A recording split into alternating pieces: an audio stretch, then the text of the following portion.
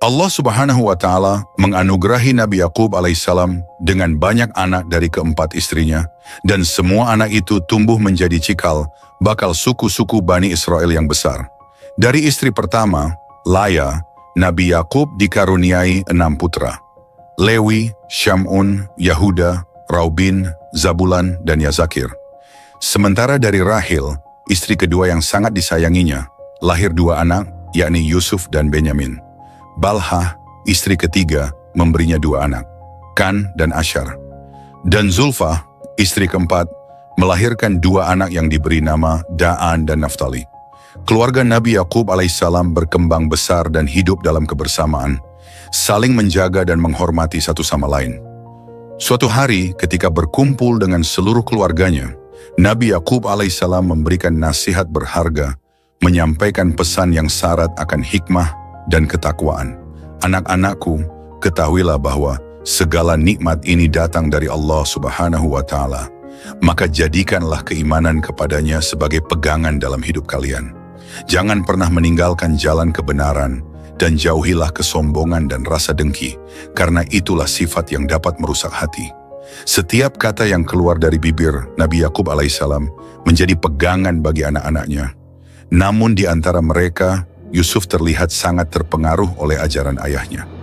Nabi Yakub alaihissalam pun menyadari betapa istimewanya Yusuf, karena pada diri anak ini terpancar keimanan yang luar biasa. Beliau sering memanjatkan doa, memohon agar Allah Subhanahu wa Ta'ala menjaga keluarganya dari perselisihan dan memelihara keturunan yang bertakwa. Allah Subhanahu wa Ta'ala berfirman dalam Al-Quran tentang keluarga Nabi Yakub alaihissalam. Mereka itu adalah orang-orang yang telah kami berikan kitab, hikmah, dan kenabian. Al-Quran Surah Al-An'am ayat 89. Keluarga besar Nabi Yakub alaihissalam diberkahi oleh Allah Subhanahu wa Ta'ala menjadi lambang keturunan yang selalu berpegang teguh pada kebenaran. Nabi Yusuf alaihissalam, putra kesayangan Nabi Yakub alaihissalam, dianugerahi ketampanan dan budi pekerti yang luhur. Sebagai seorang remaja, ia sering membantu ayahnya dalam menggembala dan menunjukkan ketaatan serta kelembutan yang membuat hatinya dekat dengan Allah Subhanahu wa Ta'ala.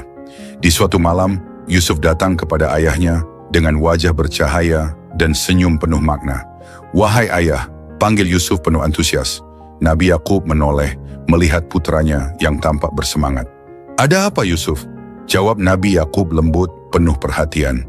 "Semalam aku bermimpi melihat sesuatu yang aneh dan menakjubkan. Aku melihat 11 bintang, matahari, dan bulan bersujud kepadaku," cerita Yusuf dengan mata berbinar-binar. Mendengar pengakuan ini, hati Nabi Yakub alaihissalam berdebar. Ia tahu mimpi seperti ini bukanlah mimpi biasa.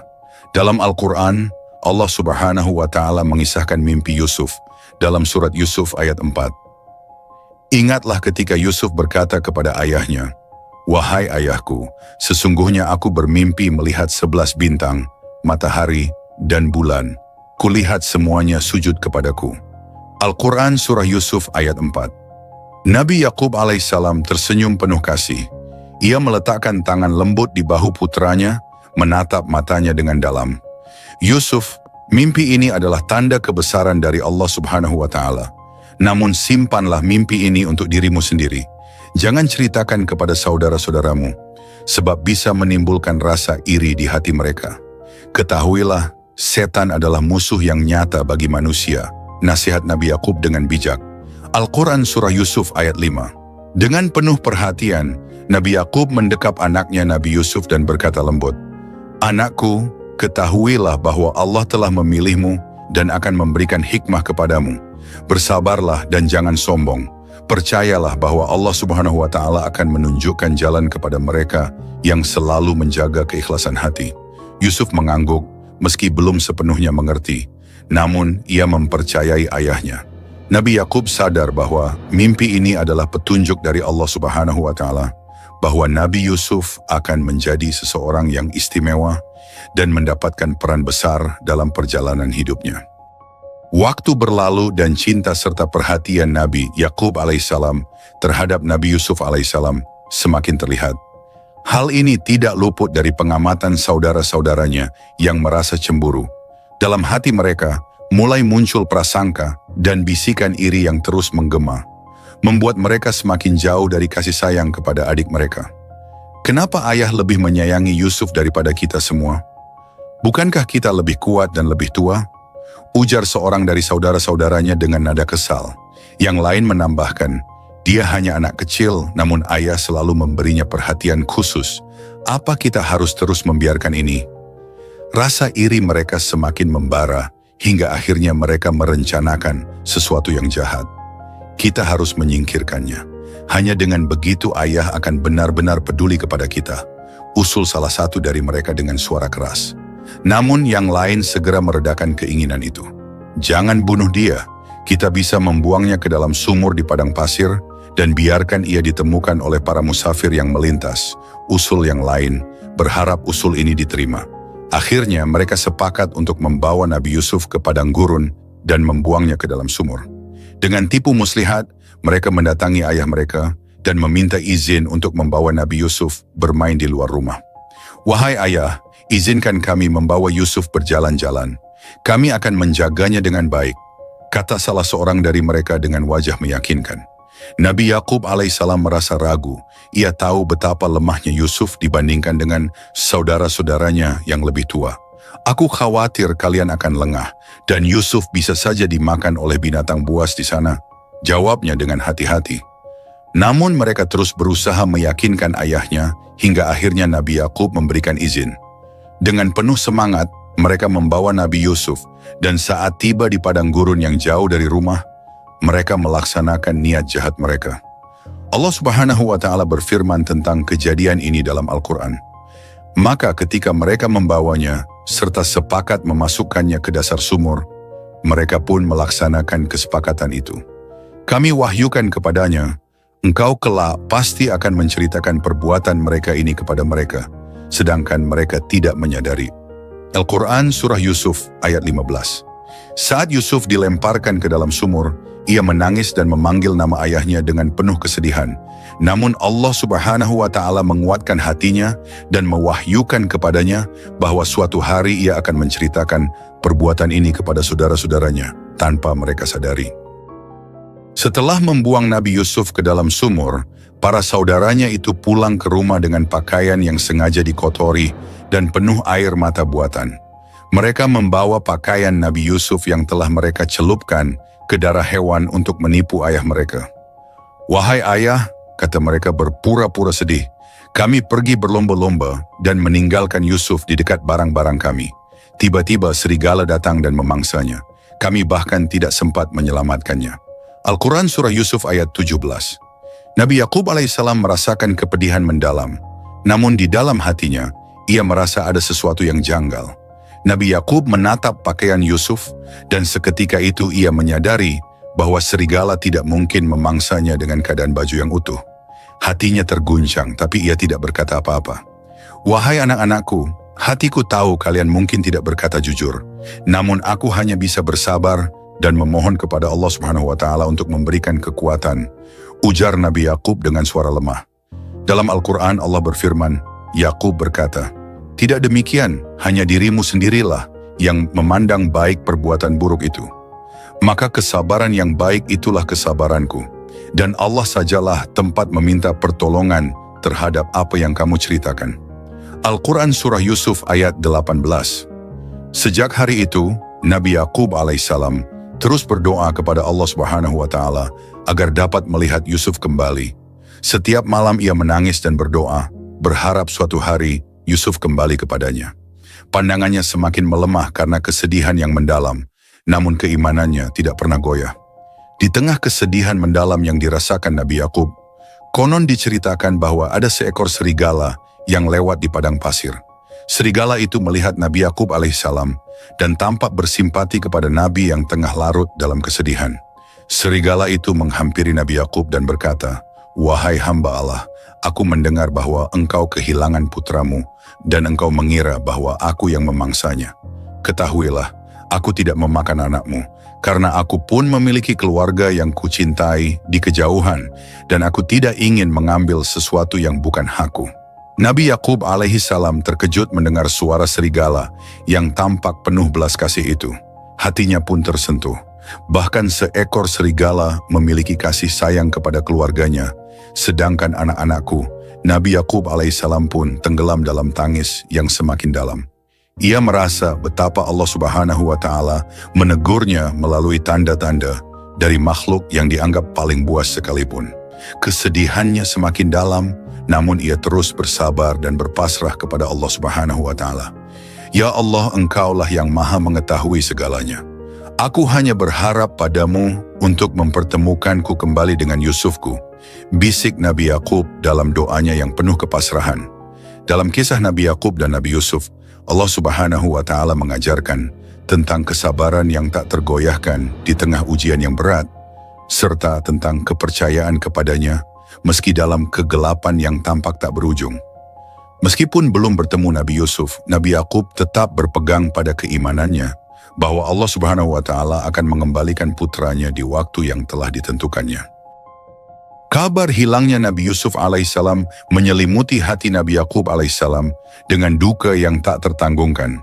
Setiap hari, ia berdoa kepada Allah Subhanahu wa Ta'ala, memohon agar diberi kekuatan untuk tetap sabar. Meski dikelilingi oleh putra-putranya, Nabi Yakub merasa ada kekosongan yang mendalam di hatinya, seolah-olah sepotong jiwanya hilang bersama Nabi Yusuf. Ya Allah, rintihnya dalam doa-doa malam, Engkau Maha tahu segalanya. Jika Yusuf masih hidup, lindungilah dia. Jika dia telah tiada, maka berikan aku kesabaran yang cukup untuk merelakannya. Hari demi hari berlalu, dan kesedihan Nabi Yakub tak kunjung mereda. Setiap kali mengingat Yusuf, hatinya pedih dan air matanya tak dapat dibendung.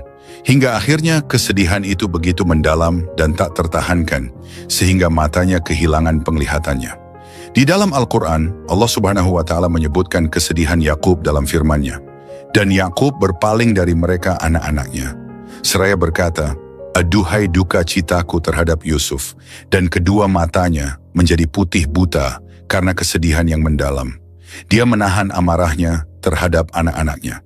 Al-Quran Surah Yusuf ayat 84. Putra-putranya menyaksikan kesedihan ini, namun hati mereka belum lunak untuk mengakui perbuatan mereka. Mereka berkata dengan nada yang tidak simpatik, bukankah engkau telah berjanji untuk bersabar, ayah? Sampai kapan engkau akan terus mengingat Yusuf? Nabi Yakub alaihissalam menjawab dengan tegas, aku hanya mengeluhkan kesedihanku kepada Allah. Aku tahu apa yang kalian tidak tahu. Al-Quran Surah Yusuf ayat 86. Ia masih yakin bahwa Allah Subhanahu wa Ta'ala akan mempertemukannya kembali dengan Yusuf di waktu yang telah ditetapkan. Sahabat Ashabul Kisah, kita telah mendengar pembukaan cerita Nabi Yusuf alaihissalam. Simak kisahnya secara lengkap. Subscribe channel ini untuk memberikan dukungan agar kami bisa berkembang. Like, share dan komen saran-saran agar kami dapat memperbaiki berbagai kekurangan dan kekeliruan. Terima kasih.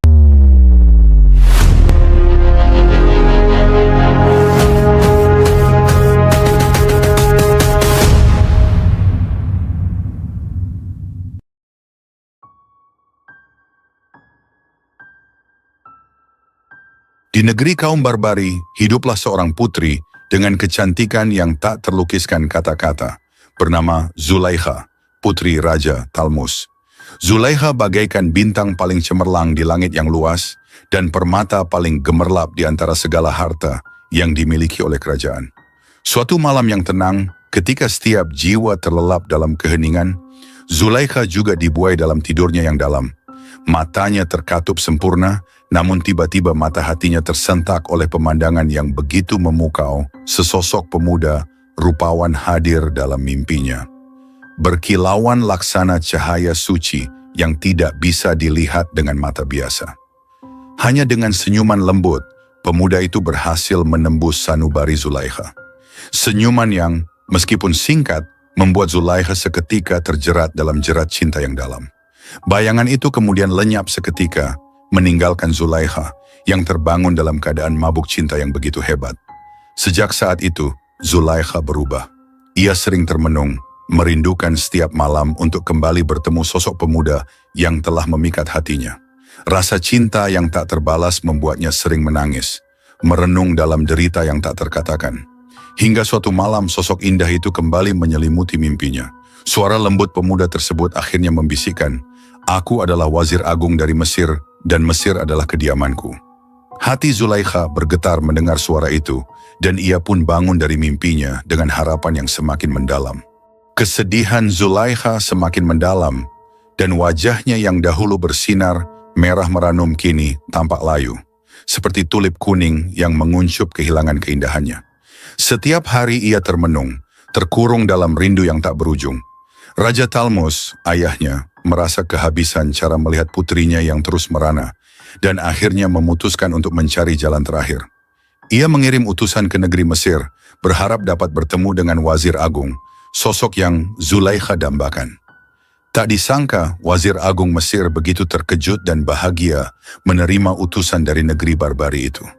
Dia tak pernah membayangkan bahwa seorang putri, cantik dari negeri yang jauh datang, membawa lamaran kepadanya.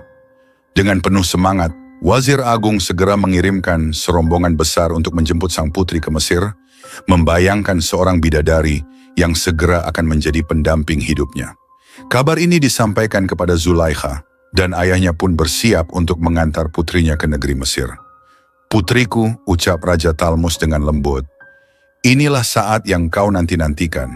Mesir menunggumu, dan Wazir Agung akan menjadi suamimu." Zulaikha dengan wajah cerah yang lama tak terlihat, berseri-seri dan bersiap dengan penuh semangat. Di dalam hatinya, ia berbisik, "Akhirnya, aku akan bertemu dengan dia yang selalu hadir dalam mimpiku." Namun, dalam keceriaannya, ia belum menyadari bahwa perjalanan ini hanyalah babak pertama dari perjalanan panjang dan penuh liku. Bayangannya tentang Wazir Agung yang sempurna, yang muncul dalam mimpinya, bukanlah sosok yang akan ditemuinya. Setibanya di Mesir, Zulaikha disambut dengan megah. Para pengiring dari istana Wazir Agung, gadis-gadis cantik dan pemuda-pemuda tampan yang rapi dan bersih, menyambutnya dengan hormat. Pernikahan segera digelar, diselimuti kemewahan dan gemerlapnya istana Mesir. Zulaikha merasa kebahagiaan memuncak di hatinya. Namun hatinya belum sepenuhnya tenang. Masih ada ketakutan kecil yang mengintip di balik harapan besarnya. Akhirnya, tibalah saat untuk bertemu dengan Wazir Agung, sang suami yang selama ini ia dambakan. Dengan hati berdebar-debar, Zulaikha menuju ke tempat di mana ia akan menatap wajahnya. Dalam kegugupannya, ia meminta inangnya untuk membuatkan lubang kecil pada rajutan di jendela, berharap dapat mengintip wajah yang telah memenuhi mimpinya selama ini. Perlahan Zulaikha menunduk dan mengintip. Namun seketika itu juga, hatinya hancur. Matanya terpaku pada sosok yang sama sekali asing. Sosok yang tak mirip dengan bayangan dalam mimpinya. Ia melihat pria yang jauh lebih tua, dengan wajah yang tak memancarkan cahaya seperti yang diimpikannya. Zulaikha terdiam, dadanya terasa berat, suaranya hilang, tertelan oleh perasaan kecewa yang menghujam. "Bukan dia, bukan dia!" bisik hatinya yang pedih. Wajahnya merunduk, air matanya mulai berjatuhan. Malam itu Zulaikha kembali tenggelam dalam kesedihan yang bahkan lebih dalam dari sebelumnya. Apa yang selama ini ia damba dan perjuangkan seketika terasa hilang maknanya. Namun di hatinya ia berdoa dalam senyap, "Ya Tuhan, adakah alasan mengapa aku harus melalui ujian ini? Bimbinglah aku, karena aku tak tahu jalan yang harus kulalui." Hari demi hari berlalu, dan Zulaikha menjalani hidupnya di Mesir.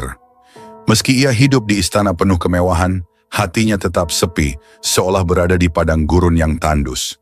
Perjalanannya mencari sosok yang ia cintai tampaknya baru saja dimulai.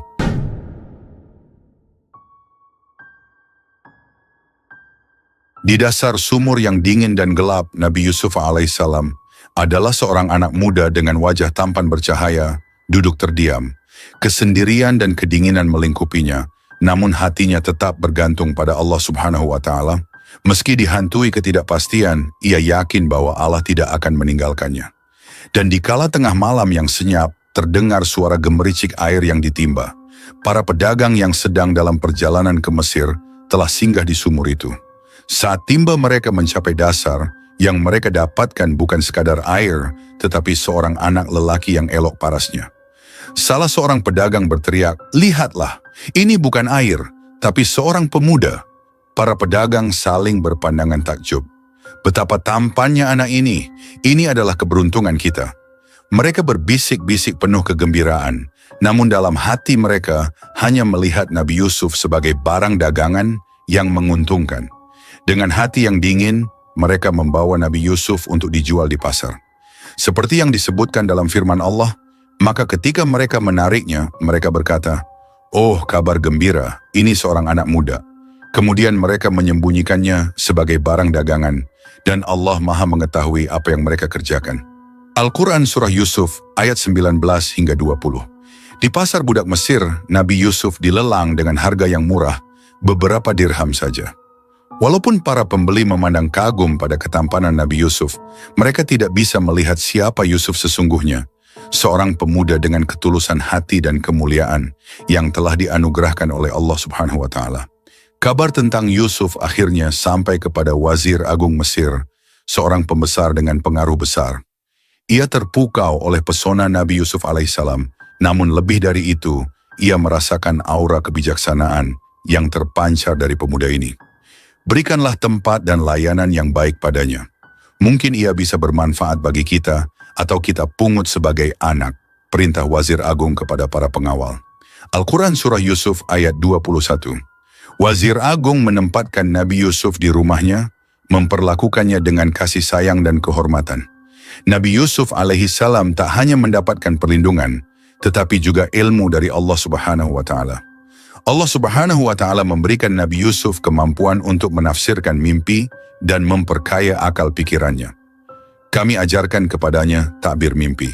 Al-Quran Surah Yusuf ayat 21.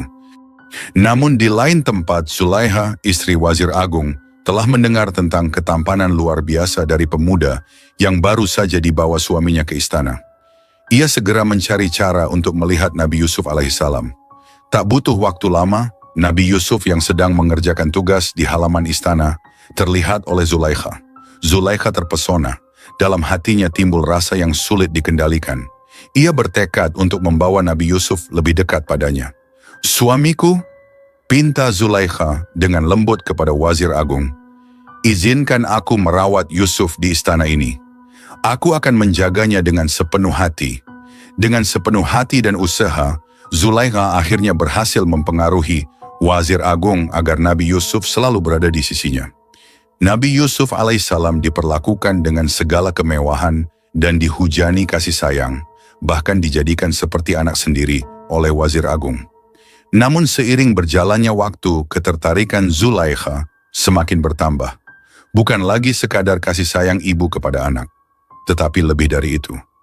Hari demi hari, ia selalu mencuri kesempatan untuk mengarahkan perhatian Yusuf kepadanya, namun Nabi Yusuf tetap menjaga batas-batas kesuciannya. Pada suatu hari, Zulaiha tidak lagi dapat menahan hasrat cintanya. Dengan seluruh keberanian yang ia miliki, ia mengungkapkan isi hatinya kepada Nabi Yusuf. "Yusuf," ucap Zulaiha, "aku tidak bisa lagi menutupi perasaanku padamu. Aku mencintaimu." Nabi Yusuf alaihissalam menundukkan pandangannya dan menjawab dengan lembut namun tegas, "Wahai Zulaiha, jangan biarkan pikiranmu melanggar perintah Allah Subhanahu wa Ta'ala. Jangan sampai hatimu terdorong oleh hawa nafsu yang menyesatkan. Allah Subhanahu wa Ta'ala mengawasi segala perbuatan kita." Ia menambahkan, "Aku berlindung kepada Allah Subhanahu wa Ta'ala. Suamimu telah memperlakukan aku dengan baik dan penuh kehormatan. Aku tak mungkin mengkhianatinya." Al-Quran Surah Yusuf ayat 23. Zulaiha merasa terluka oleh penolakan itu. Hatinya hancur dan perasaannya berkecamuk antara cinta yang tak terbalas dan rasa bersalah. Ia menyadari Yusuf tidak seperti pria-pria lain. Ia adalah sosok yang menjaga ketulusan dan kesuciannya di hadapan Allah Subhanahu wa Ta'ala. Namun Zulaiha tidak menyerah. Ia merencanakan sesuatu yang lebih besar. Zulaiha membangun sebuah istana khusus, tempat setiap dinding dan lorong dipenuhi dengan mosaik dan lukisan yang menggambarkan kemesraan yang diimpikannya bersama Yusuf. Suatu hari, ia mengajak Nabi Yusuf berjalan menyusuri istana baru itu. Nabi Yusuf yang penuh rasa hormat mengikuti, tak menyadari jebakan yang telah dipersiapkan Zulaiha. Saat mereka tiba di sebuah kamar yang tersembunyi, Zulaiha menutup pintu kamar satu persatu hingga akhirnya keduanya terkunci di kamar ketujuh. Zulaikha menatap Nabi Yusuf dengan mata yang penuh keinginan. "Yusuf," Zulaikha mendekat, "tidakkah kau memahami perasaanku?" Ia berbisik. Namun Yusuf dengan pandangan yang tetap tenang menjawab, "Wahai Zulaikha, aku berlindung kepada Allah Subhanahu wa Ta'ala. Janganlah engkau membiarkan nafsu menjerumuskan kita berdua ke dalam dosa." Namun Zulaikha yang dibutakan oleh cintanya tidak menyerah begitu saja. Nabi Yusuf pun hampir terperangkap dalam situasi yang membuatnya hampir kehilangan kendali, hingga pandangannya terjatuh pada sebuah berhala kecil yang tersembunyi di balik tirai kamar Zulaikha. Yusuf pun menjerit, "Wahai Zulaikha, jika engkau malu terlihat oleh patung tak bernyawa, tidakkah aku seharusnya lebih malu pada Allah yang melihat segala sesuatu?" Merasa tidak bisa lagi berada di tempat itu, Nabi Yusuf berlari meninggalkan Zulaikha. Namun Zulaikha, dalam keadaan terluka dan amarah, segera mengejar Yusuf dan menarik bajunya hingga sobek di bagian belakang. Nabi Yusuf berlari melewati pintu-pintu yang ajaibnya. Terbuka seakan-akan Allah Subhanahu wa Ta'ala membantunya meloloskan diri dari cobaan itu. Namun begitu mereka mencapai pintu terakhir, Wazir Agung tiba-tiba muncul. Zulaikha dalam kecemasan bahwa Yusuf akan membocorkan segalanya, justru berpura-pura menangis dan berteriak, "Wahai suamiku, Yusuf berusaha memperkosaku." Wazir Agung terdiam mendengar tuduhan itu. Namun Nabi Yusuf yang merasa tak bersalah memandang dengan penuh keyakinan, "Aku tidak bersalah. Zulaikha lah yang mencoba memaksaku." Dalam kebingungan itu, seorang saksi dari keluarga Zulaikha akhirnya mengusulkan, jika baju Yusuf robek di bagian depan, maka dia yang bersalah. Namun jika bajunya robek di bagian belakang, maka Zulaikha lah yang berdosa. Al-Quran Surah Yusuf ayat 26 hingga 27. Ketika Wazir Agung memeriksa baju Nabi Yusuf dan menemukan sobeknya ada di belakang, ia pun menyadari bahwa Nabi Yusuf tidak bersalah dan istrinya lah yang telah berbuat dosa. Wazir Agung menatap Zulaikha dengan kemarahan yang terpendam. Namun sebagai seorang bangsawan, ia tahu bahwa ia harus menjaga nama baik keluarganya. Dengan suara rendah namun tegas, ia berkata, "Aku tidak ingin hal ini tersebar. Biarlah Yusuf tinggal di sini dan masalah ini tidak perlu dibahas lagi." Zulaikha yang malu dan terluka pun terdiam, menyadari bahwa Yusuf telah selamat berkat pertolongan Allah Subhanahu wa Ta'ala. Meski demikian, Nabi Yusuf harus menanggung akibat fitnah itu, dan akhirnya ia ditahan di penjara untuk menjaga nama baik keluarga istana. Dalam kesendiriannya, Nabi Yusuf berdoa dengan khusyuk, memohon agar Allah Subhanahu wa Ta'ala tetap bersamanya dan menolongnya dari segala fitnah yang menimpa. Waktu berjalan dan kejadian antara Zulaikha dan Yusuf di istana Zulaikha menjadi buah bibir banyak orang. Zulaikha pun merasa panas. Zulaikha ingin menunjukkan pada wanita-wanita bangsawan yang selama ini merendahkannya tentang budak yang telah membuatnya mabuk kepayang, siapa Yusuf yang membuatnya hilang ingatan. Para wanita di kota itu berkata, istri Wazir Agung menggoda pelayannya untuk menaklukkannya. Pelayannya benar-benar membuatnya mabuk cinta. Kami benar-benar memandangnya dalam kesesatan yang nyata. Al-Quran Surah Yusuf ayat 30. Zulaikha pun menggelar pesta. Di tengah pesta, Nabi Yusuf diperintahkan oleh Zulaikha untuk keluar menemui tamu-tamunya. Seketika wanita-wanita tersebut bagaikan terbang di surga, sampai mereka mengiris tangan mereka sendiri dengan pisau apel yang ada di tangannya. Maka ketika dia istri Wazir Agung mendengar cercaan mereka, dia mengundang wanita-wanita itu dan menyediakan tempat duduk bagi mereka. Dia memberikan sebuah pisau kepada setiap wanita untuk memotong-motong makanan. Dia berkata kepada Yusuf, "Keluarlah, tampakkanlah dirimu kepada mereka." Ketika wanita-wanita itu melihatnya, mereka sangat terpesona dengan ketampanannya. Dan mereka tanpa sadar melukai tangannya sendiri seraya berkata, "Maha sempurna Allah, ini bukanlah manusia. Ini benar-benar seorang malaikat yang mulia." Al-Quran Surah Yusuf ayat 31. Semua histeris dan kejadian setelah mereka melihat Nabi Yusuf jadi lebih menggemparkan. Ada wanita yang tak kuasa menahan jiwanya ketika melihat Nabi Yusuf. Ada yang langsung kehilangan akal sehatnya. Ada pula yang terjerat cinta seperti Zulaikha. Keadaan jadi kacau balau. Melihat itu Zulaikha pun berkata, "Itulah dia orang yang kamu cela aku karena tertarik kepadanya." Dan sesungguhnya aku telah menggoda dia untuk menundukkan dirinya kepadaku, akan tetapi dia menolak.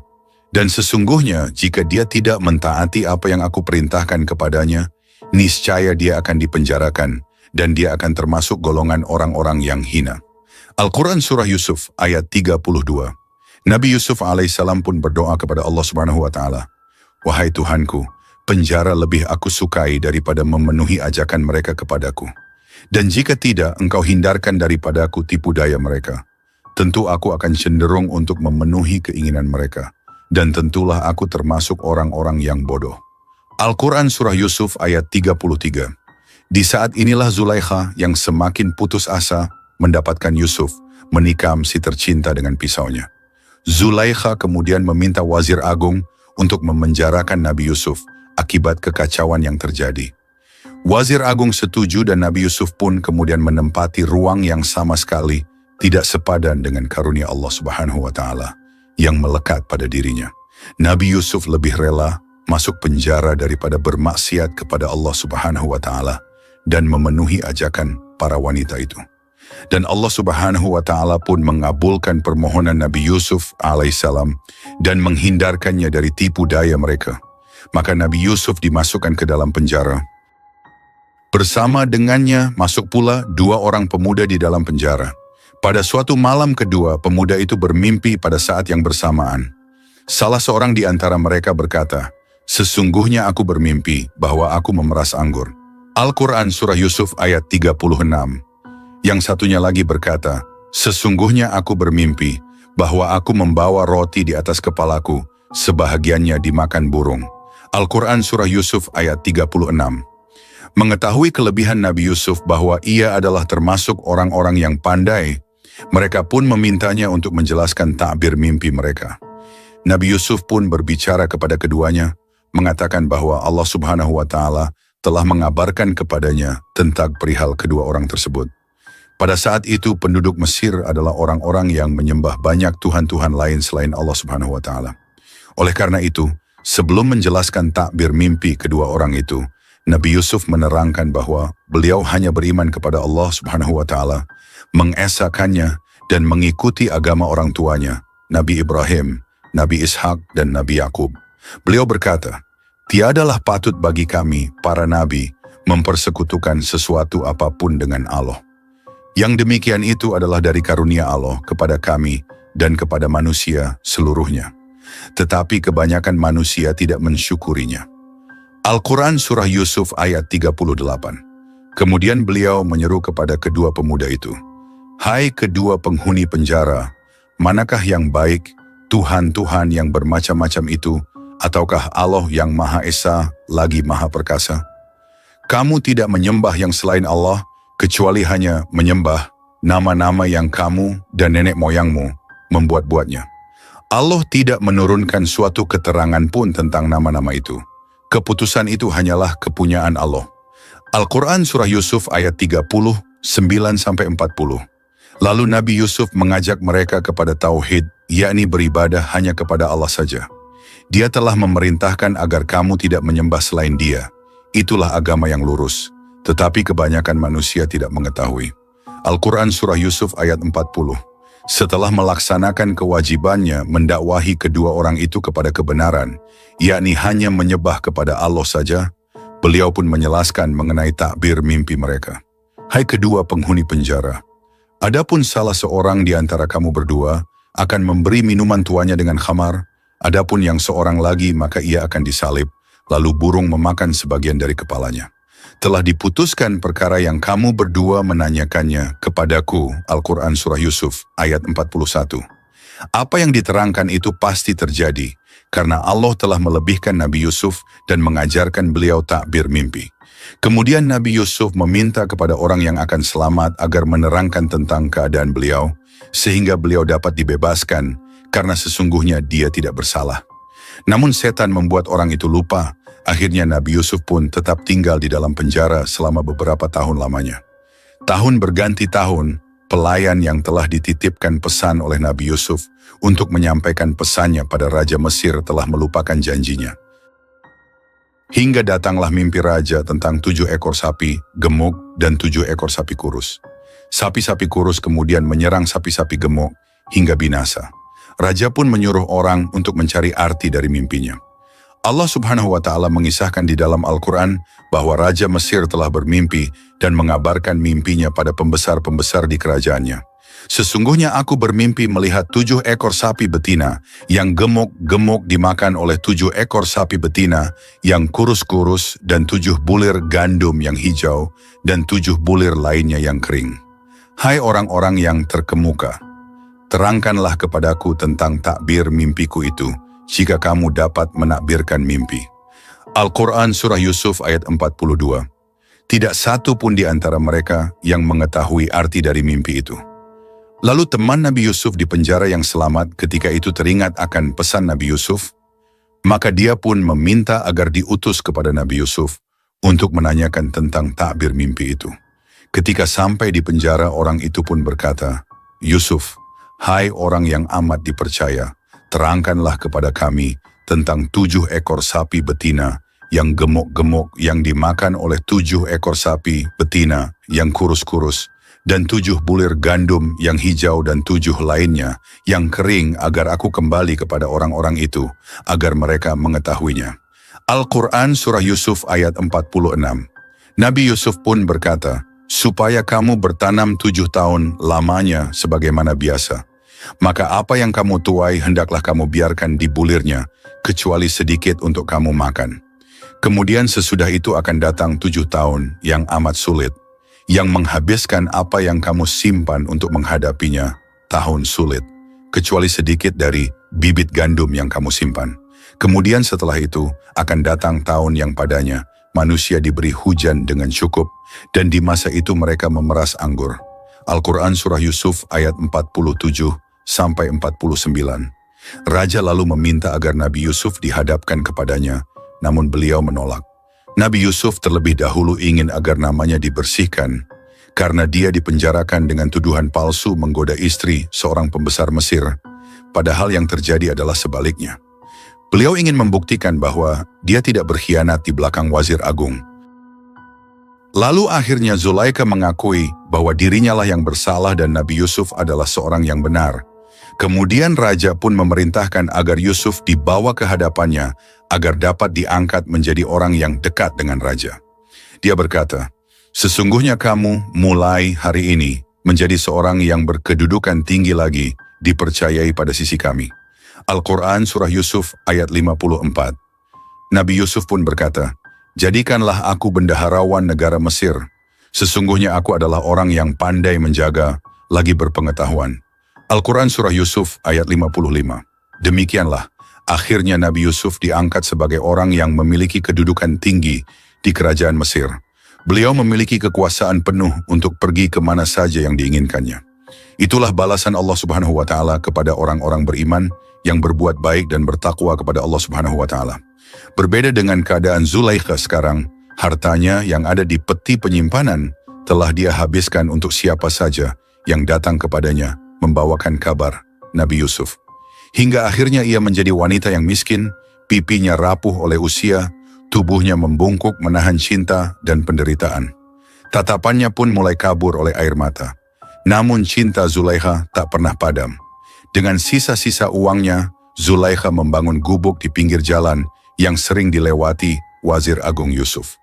Di sanalah ia juga mendapatkan hidayah dari Allah Subhanahu wa Ta'ala untuk segera menyembah hanya pada Allah Subhanahu wa Ta'ala yang Maha Agung.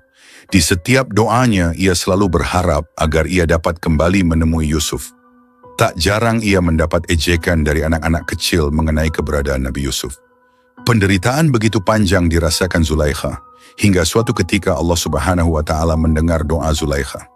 Rombongan Nabi Yusuf melewati rumah Zulaikha, dan terdengarlah doa yang dipanjatkan oleh Zulaikha. Nabi Yusuf pun terkesan. Ia segera meminta pada pelayannya untuk menjemput siapa gerangan wanita yang tengah memanjatkan doa tersebut.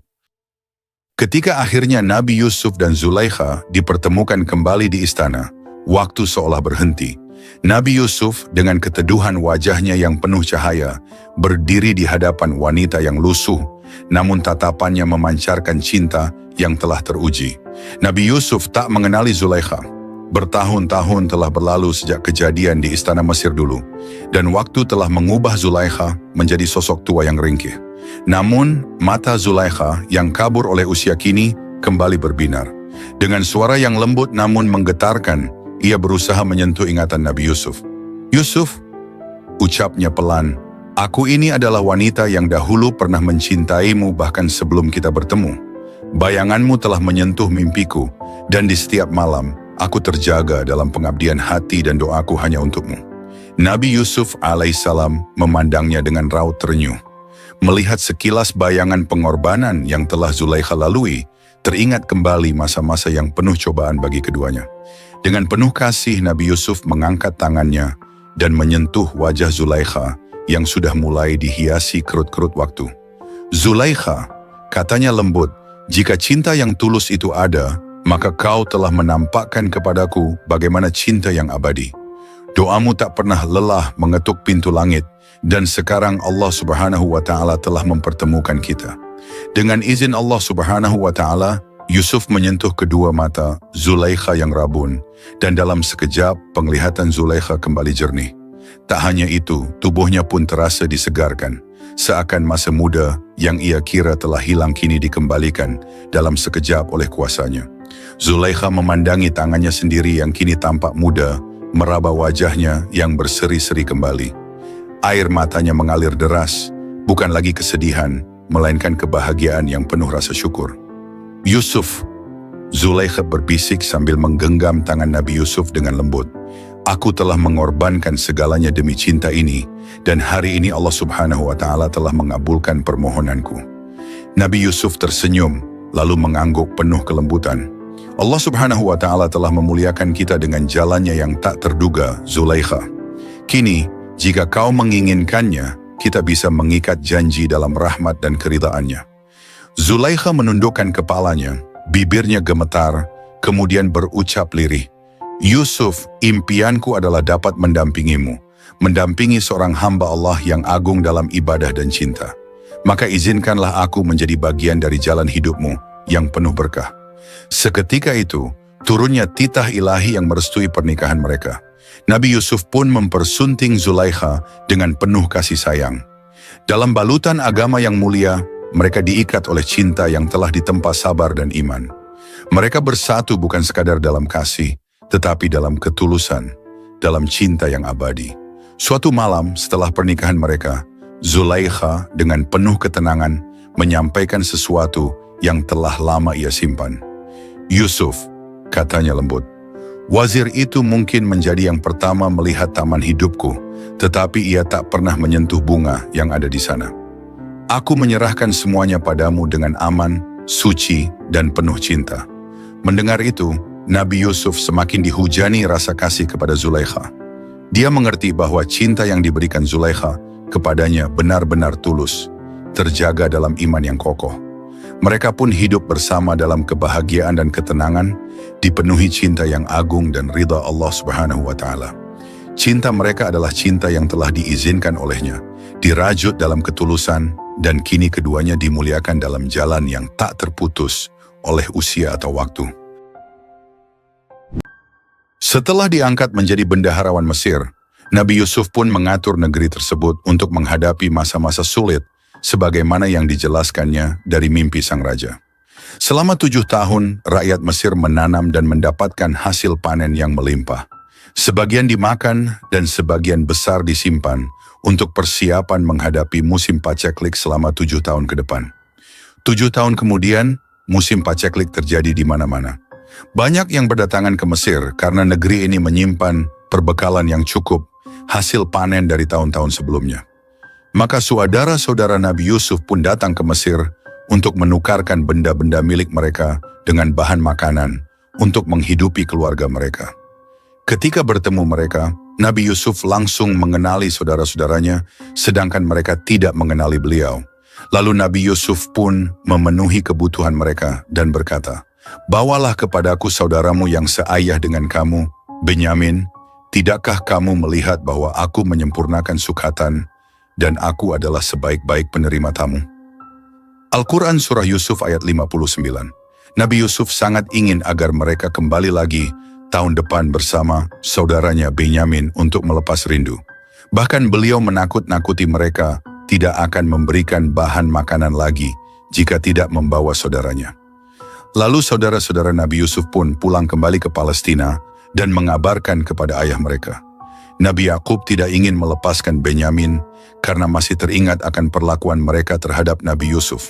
Namun akhirnya beliau pun mengizinkannya setelah mengambil janji dari mereka dengan Allah Subhanahu wa Ta'ala sebagai saksinya.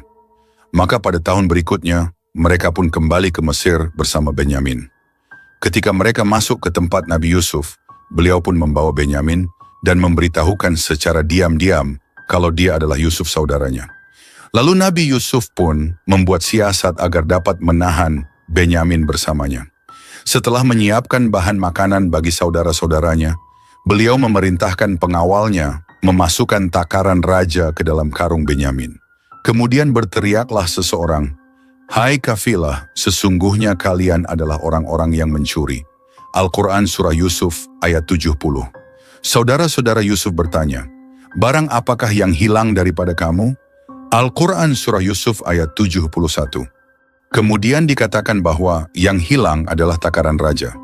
Maka saudara-saudara Yusuf pun berkata, "Demi Allah sesungguhnya kamu mengetahui bahwa kami datang bukan untuk membuat kerusakan di negeri ini, dan kami bukanlah para pencuri."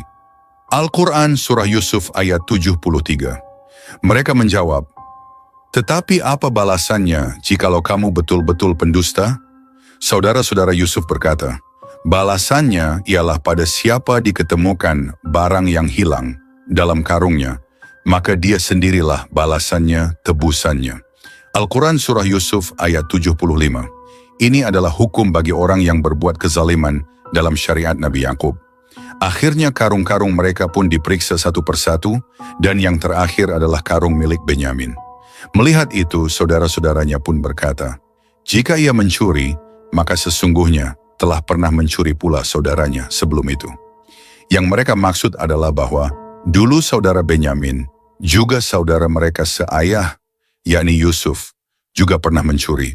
Mendengar itu Nabi Yusuf menyimpan kejengkelannya dan berkata dalam hati, "Kamu lebih buruk kedudukanmu, sifat-sifatmu, dan Allah Maha mengetahui apa yang kamu terangkan itu." Al-Quran Surah Yusuf ayat 77. Maka ditahanlah Benyamin di istana. Saudara-saudaranya pun merasa putus asa terhadap putusan Nabi Yusuf. Mereka bermusyawarah dan berkatalah saudara mereka yang tertua, "Tidakkah kamu ketahui bahwa sesungguhnya ayahmu telah mengambil janji dari kamu dengan nama Allah, dan sebelum itu kamu telah menyia-nyiakan Yusuf. Sebab itu aku tidak akan meninggalkan negeri Mesir sampai ayahku mengizinkan kepadaku untuk kembali, atau Allah memberi keputusan terhadapku, dan dia adalah hakim yang sebaik-baiknya." Al-Quran Surah Yusuf ayat 80. Saudara-saudaranya yang lain pun kembali dengan perasaan berat karena harus menyampaikan berita buruk ini kepada ayah mereka. Ketika sampai kepada ayahnya, mereka menceritakan apa yang terjadi, berusaha meyakinkan ayah mereka bahwa yang terjadi adalah di luar kehendak mereka, dan bahwa mereka adalah orang-orang yang benar. Nabi Yakub tidak percaya bahwa Benyamin telah mencuri karena ia tidak mempunyai sifat yang tercela. Maka beliau berkata kepada anak-anaknya, "Hanya dirimu sendirilah yang memandang baik perbuatan yang buruk itu. Maka kesabaran yang baik itulah kesabaranku. Mudah-mudahan Allah SWT mendatangkan mereka semuanya kepadaku. Sesungguhnya dialah yang maha mengetahui lagi, maha bijaksana." Al-Quran Surah Yusuf ayat 83. Nabi Yakub alaihissalam meyakini kalau anaknya Nabi Yusuf masih hidup. Itulah sebabnya beliau berdoa semoga Allah SWT mengembalikan semua anak-anaknya. Kesedihan Nabi Yakub semakin mendalam. Beliau telah kehilangan Nabi Yusuf dan kini harus kehilangan anak-anaknya yang lain. Melihat keadaannya, anak-anaknya pun merasa prihatin dan berkata kepada ayah mereka dengan lemah lembut agar tidak lagi terlalu mengingat Nabi Yusuf yang menyebabkan tubuhnya menjadi kurus kering dan matanya menjadi buta. Nabi Yakub pun berkata, "Sesungguhnya hanyalah kepada Allah Subhanahu wa Ta'ala aku mengadukan kesusahan dan kesedihanku, dan aku mengetahui dari Allah apa yang kamu tiada mengetahuinya." Al-Quran Surah Yusuf ayat 86. Beliau pun meminta anak-anaknya untuk mencari kabar tentang Nabi Yusuf dan saudaranya, karena beliau tetap berkeyakinan bahwa Nabi Yusuf masih hidup. Beliau mengatakan kepada anak-anaknya untuk tidak berputus asa. Beliau berkata, "Hai anak-anakku, pergilah kamu, maka carilah berita tentang Nabi Yusuf dan saudaranya, dan jangan kamu berputus asa dari rahmat Allah Subhanahu wa Ta'ala. Sesungguhnya tiada berputus asa dari rahmat Allah, melainkan kaum yang kafir." Al-Quran Surah Yusuf ayat 87.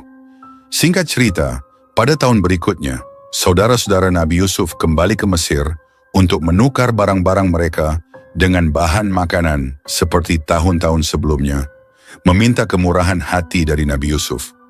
Nabi Yusuf pun berkata, "Apakah kamu mengetahui kejelekan apa yang telah kamu lakukan terhadap Yusuf dan saudaranya ketika kamu tidak mengetahui akibat perbuatanmu itu?" Al-Quran Surah Yusuf ayat 89. Saudara-saudaranya pun terkejut. Mereka baru menyadari bahwa yang berdiri di hadapan mereka adalah saudara mereka, Yusuf, yang pernah mereka buang ke dasar sumur. Seolah ingin meyakinkan diri mereka pun bertanya, "Apakah kamu ini benar-benar Yusuf?" Yusuf menjawab, "Akulah Yusuf dan ini saudaraku Benyamin. Sesungguhnya Allah telah melimpahkan karunia-Nya kepada kami.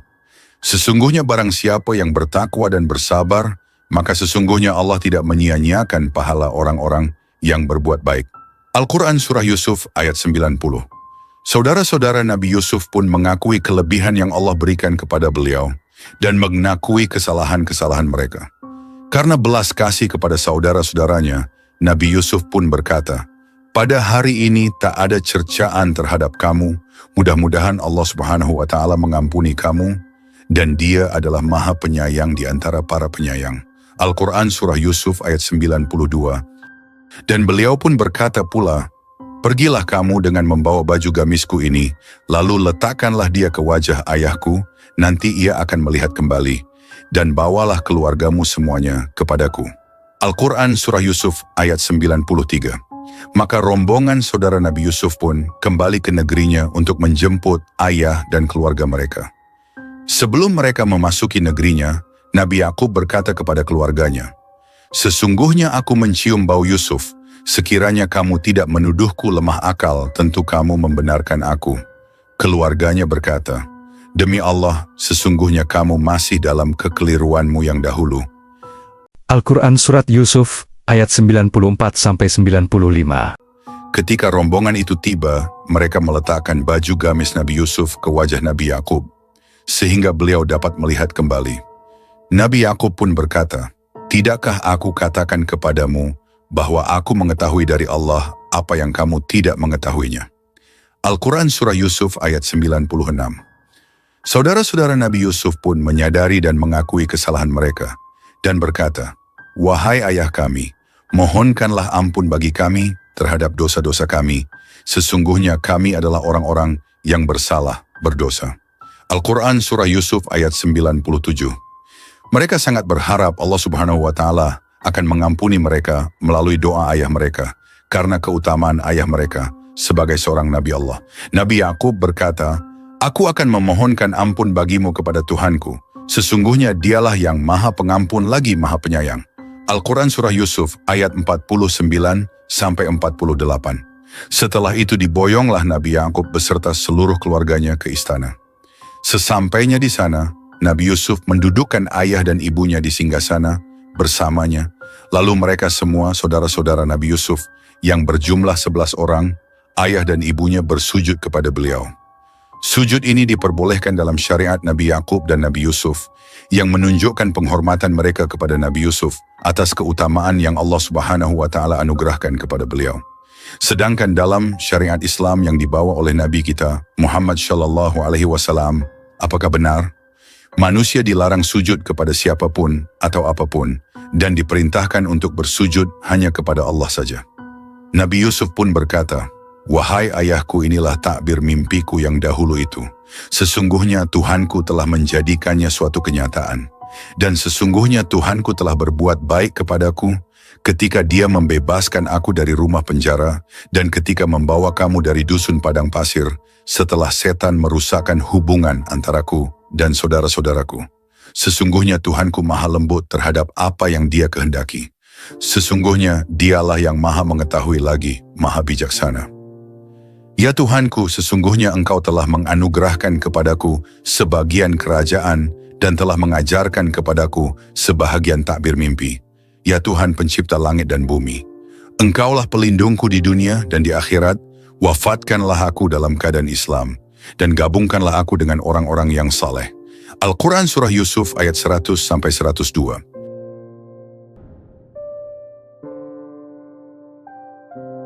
Setelah Allah Subhanahu wa Ta'ala menyatukan Nabi Yusuf alaihissalam dan Zulaikha dalam ikatan pernikahan yang suci, mereka diberkahi dengan keturunan. Pernikahan Nabi Yusuf dan Zulaikha dikaruniai 2 putra yang menjadi penerus keturunan mereka, Afrayin dan Mansa. Anak-anak ini adalah anugerah Allah Subhanahu wa Ta'ala dan cerminan dari cinta yang tulus antara Nabi Yusuf dan Zulaikha yang telah melewati berbagai ujian demi iman dan kesetiaan. Afrayin dan Mansa tumbuh dalam asuhan dan teladan Nabi Yusuf, sosok yang penuh kebijaksanaan dan kasih sayang. Didikan Nabi Yusuf yang dilandasi iman dan ketaatan kepada Allah Subhanahu wa Ta'ala menjadi dasar kuat bagi anak-anaknya untuk menjalani kehidupan yang juga penuh berkah. Dalam keluarga kecil itu, keturunan Nabi Yusuf berkembang, membawa nilai-nilai keimanan dan ketakwaan yang diwarisi dari kakek mereka, Nabi Yakub, dan keluarga besar yang penuh berkah. Seiring berjalannya waktu, Nabi Yusuf semakin mendekat kepada Rabb-Nya di puncak keimanan dan ketakwaan. Kedalaman cintanya pada Allah Subhanahu wa Ta'ala adalah ketenangan dan keindahan hidupnya. Namun, Zulaikha yang setia di sisinya merasakan ada satu rasa kehilangan yang akan segera hadir. Ia tahu waktunya bersama Nabi Yusuf takkan lama lagi. Dalam hati ia mencoba menerima, tapi setiap kali ia merenungi hari-hari tanpa Nabi Yusuf, dadanya terasa sesak.